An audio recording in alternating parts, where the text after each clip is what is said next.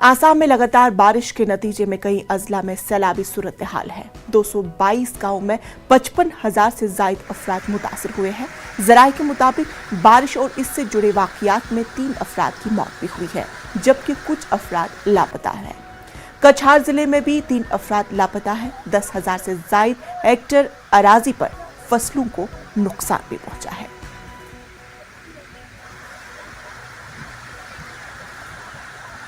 हमारे साथ हमारे नुमाइंदे अनिरुद्ध हमारे साथ जुड़ चुके हैं। अनिरुद्ध, तफसील जानना चाहेंगे सैलाबी सूरत हाल की।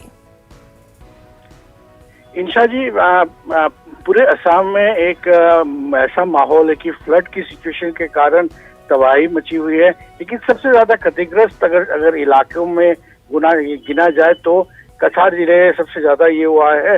बराक वैली की घाटी में पिछले 7 दिन बारिश के चलते ये परिस्थिति यहाँ दिखने को मिली, और ये लगातार बारिश के कारण, इतनी बारिश के कारण कि यहाँ पे पूरे जो इलाके हैं ऐसे 138 गांव ऐसे हैं जो प्रभावित हुए हैं, और 41,000 ऐसे लोग हैं जो अभी इस बाढ़ की चपेट में हैं।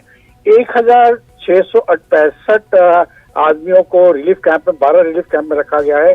और खाली यही नहीं, ये पूरे जिले में जितने भी रास्ते हैं, ट्रेन के रास्ते बंद है, सड़क के रास्ते बंद है।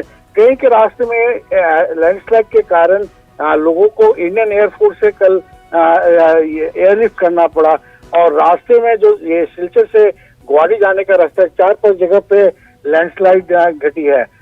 ईशा जी, अनिरुद्ध, आपसे ये भी जानना चाहेंगे कि जिस तरह से सैलाबी सूरत हाल के इलाके में किस तरह से राहत और बचाव कार्य की टीम अपनी जो खिदमत है वो अंजाम दे रही है। हाँ, देखिए ईशा जी, राहत और बचाव के कारण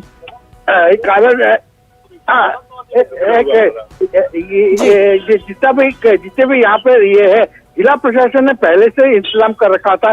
SDRF और NDRF की टीम्स को तैनात की गई थी, और सिर्फ यही नहीं, एक मॉनिटरिंग स्टैंड भी बनाया गया है कि जितने भी रिलीफ कैंप, क्योंकि ये अभी सिर्फ ये नहीं, पानी बढ़ता जा रहा है।